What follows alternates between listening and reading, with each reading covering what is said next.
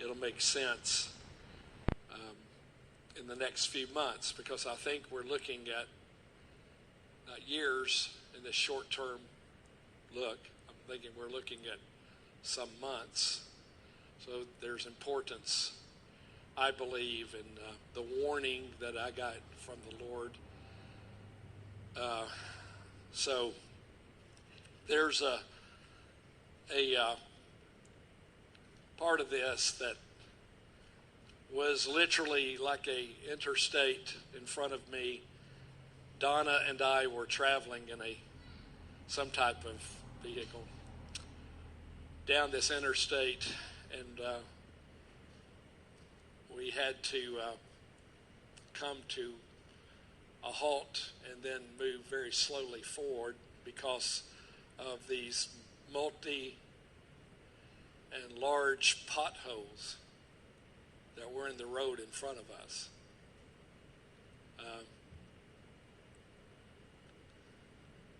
Let me say too, what I'm about to describe is dealing with economics and governmental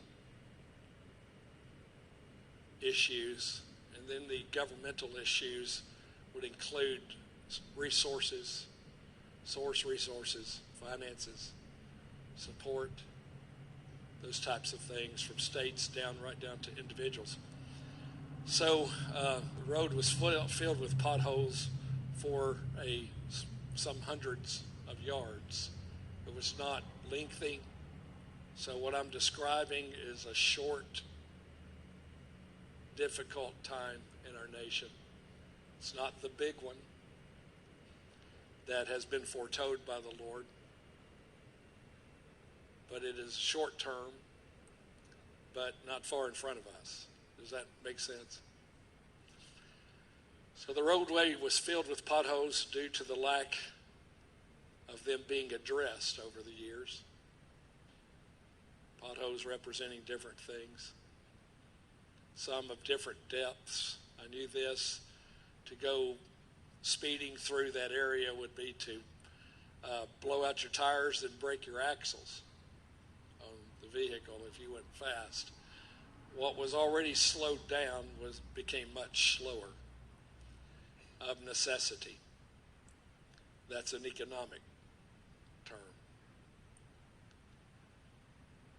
Again, this is not the big one. It may feel that way when you're in the midst of things like this, but it won't be. That has not been prayed away yet. And this that I'm talking about now is coming. There is no stopping it.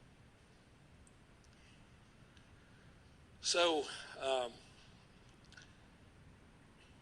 there was, because of the potholes, they were representing many things, including agendas, mismanagement, overspending, and the national debt out of control. But all triggered by governmental overreach and irresponsible and unlawful actions in various leaders. Lies, oppression, criminal actions will be a portion of why this stretch of the road is filled with potholes and the difficulties of the time. As I said before, slow down is a must, and that will be in various types of applications. Navigating will be treacherous but not impossible, especially, I'll say this to God's people, to trust Him, to be led and directed by Him. So it'll be treacherous but not impossible. Not impossible for the righteous and the wise. Let's say it that way. So there was some statements that was said to me, and I'll come back to some more of this. As I was looking at this, these statements were made to me by the Lord. He spoke, he said, fractured functions.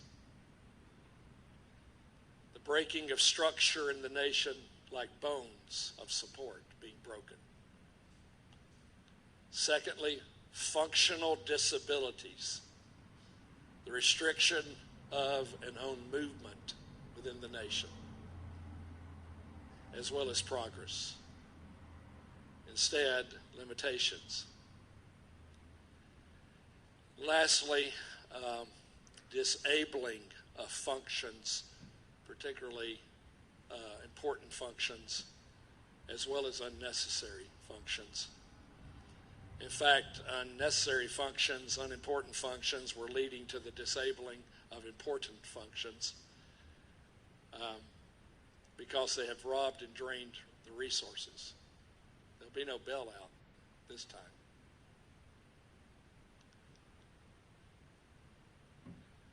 So there'll be a disabling of government functions, not all, but some,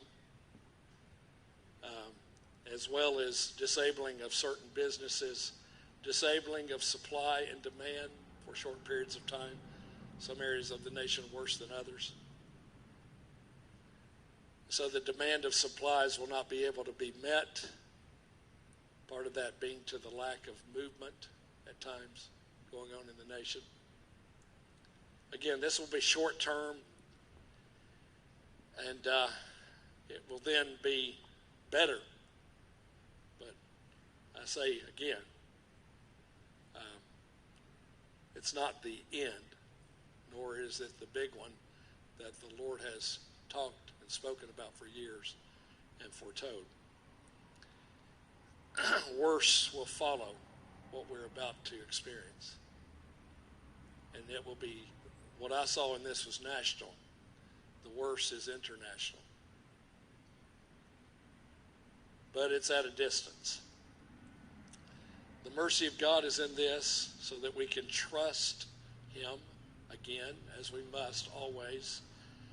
And he is trustworthy. He will prove that to us. That does not mean, of course, that we will have it easy.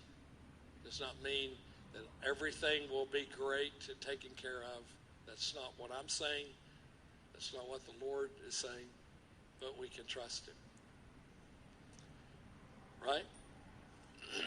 And we'll be a great another since 2008 and 9, since that time, when that was a hard hit upon the nation. That wasn't the big one either. But he will be trustworthy. Said this way, the fear of the Lord is going to need to be great in us and become greater in us. So let me finish up this part with reading a little bit more practical warnings and admonitions. More shortages in the supply and demand chain will occur due to interstate disruptions. Secondly, federal support will be small and at times non-existent, including the breakdown temporarily of monthly type checks.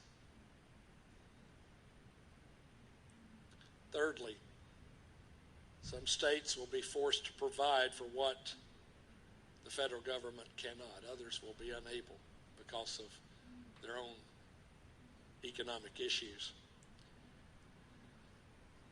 To have the Lord's wisdom in this time forth is paramount.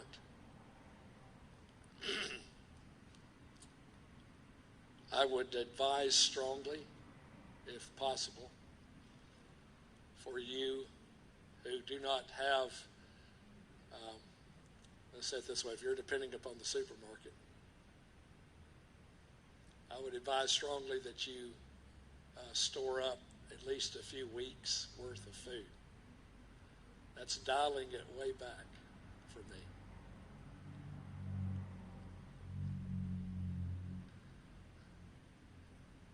I've had people say to me things like, well, Terry, I just trust in God.